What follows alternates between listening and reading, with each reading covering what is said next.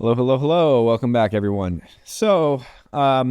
Taking on our second part from our first part where we modeled our platonic solids, now we're going to be creating this model, giving it a little bit more depth so that it's ready to be fabricated using the wood shop and also laser cutting. So I'm going to go ahead and click on the object and go Z, enter, S, enter, so that I'm making sure that I'm orbiting right around it.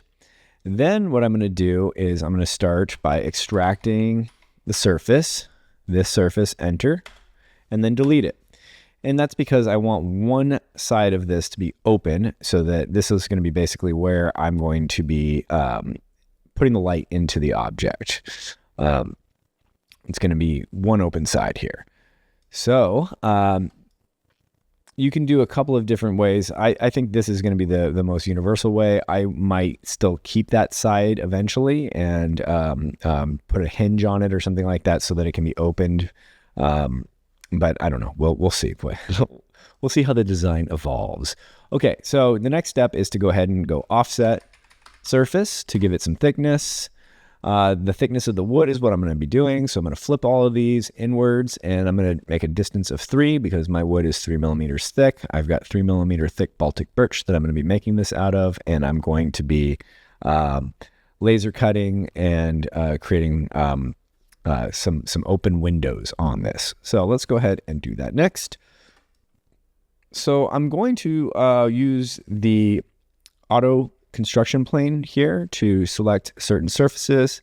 So I'm going to click on this and then I'm going to go Control Shift or Command Shift click if you have a Mac and click on that surface, which has now created a really nice example of my construction plane grid aligned perfectly with the face that I just selected.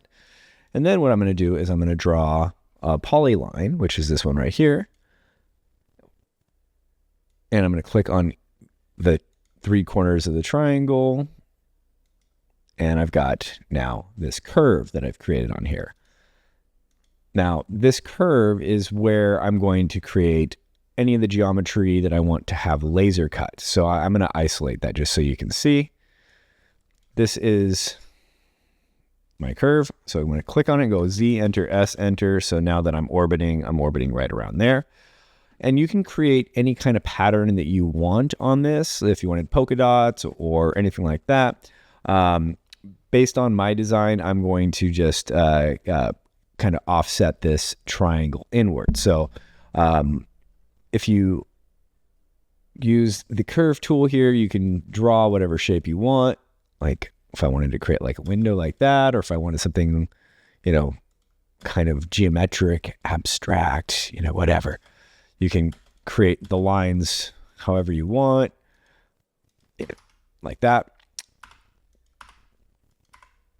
But what I'm going to do is I'm going to just offset this in. So I'm going to go offset, enter, and then D for distance, enter.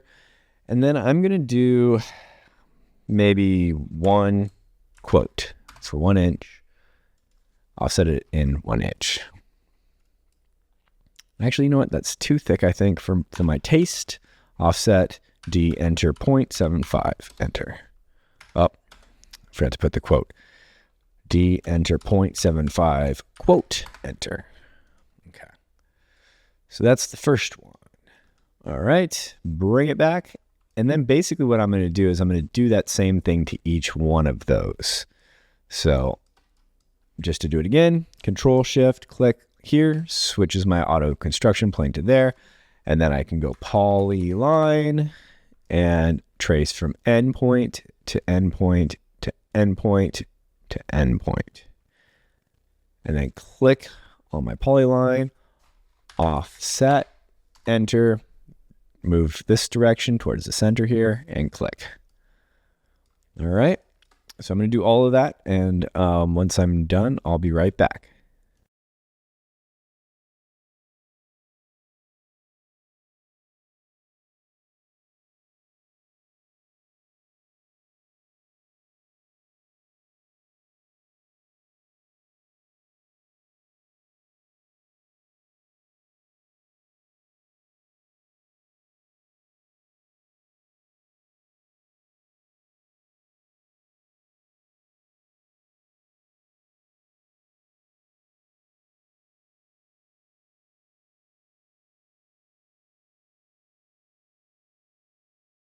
All right, so that gives me all of my my sides that I want. I've got all of the different triangles on there. I'm going to turn off auto C plane so it doesn't drive me crazy. And then I'm going to go to my C planes window here, and just to make sure everything's set properly, I'm just going to go to the top C plane for set to world top. And then what I'm going to do is I'm going to go through and I'm going to pop out all of these windows here. So I'm going to go push, pull, and just kind of drag them through a little bit. So push, pull, drag into the object slightly. All right. I'm just going to go around and do that on each one of these.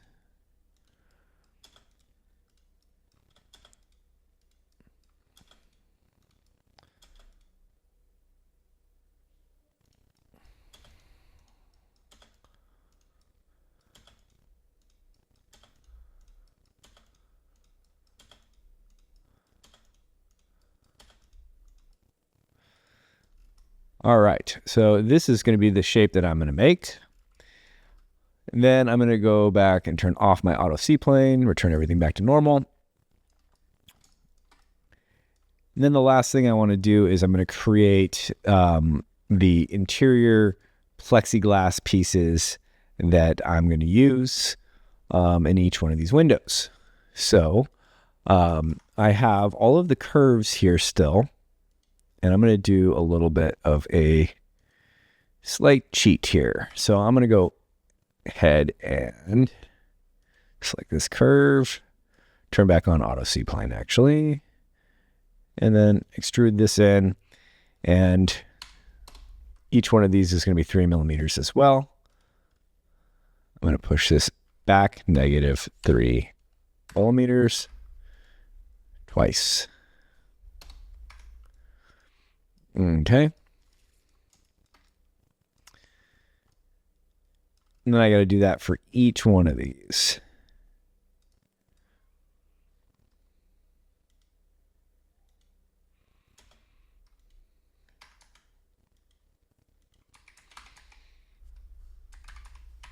Extrude curve, -3, enter. Oh, of course, that one with what I said. And we go -6. All right, I'm going to do that with each one of these, and I'll be back once that's done.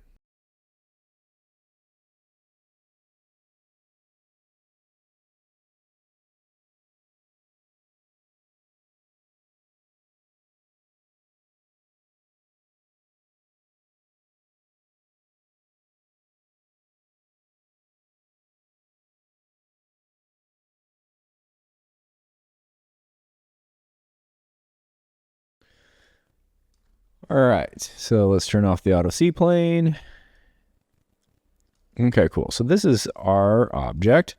I'm going to go to a front view here, and I'm going to rotate this whole thing because I want the top to be this part here. So let's see. Just like the whole thing, rotate.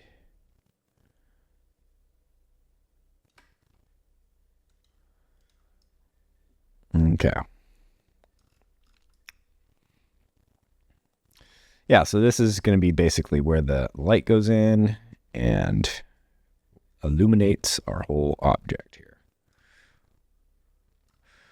And I'm going to actually use plexiglass for these, but the plexiglass is going to be two-way mirrors, so you can look into it and then it reflects, and so it's going to create kind of a really kind of a interesting, like the light bulb is going to be bouncing around inside of it, which I think will be kind of fun. All right, so that is basically it for our modeling portion here. I'm going to switch over to rendered here, and then I'm going to actually go ahead and I'm going to go to edit, select objects, curves, and I'm not going to delete the curves, but I'm going to put them on a different layer. So I'm going to click on layers right here, right click, change object layer, and then hide those that layer. So that way all of the curves are vanished. And then maybe what I want to do is I also want to experiment with, well, what kind of colors am I going to use on this thing? So let's do this. I'm going to select this object and go over here to show panels, and then make sure that materials are turned on. Oops, click here, show panels. I have this turned on already, but I want to make sure materials right there. click on materials, add a material, and I'm going to do a paint. Very simple. And what color should I do? Maybe I'll do like a red or something like a dark red. Okay. And then drag and drop onto the object. And then hide this. And then select all of these. And I'm going to do another new material. And I'm going to do glass. And I'm going to change the color of the glass. I'll just make it kind of like a purplish color. And let's actually assign to objects. Right click, assign to objects. Okay. And then bring everything back. Right click on that. Oh, there are my platonic solids in the background there. And then if I switch into ray traced, you can really see the way this thing looks. Because you're not going to see the color of the glass until you bring it into the ray traced. All right, so there you have it. It's looking pretty good. The next video, what we're going to do is we're going to do a technical drawing of this just to kind of get the size and schematics for how it's going to look, and give the manufacturer the details that they need in order to make sure that they're making this thing properly.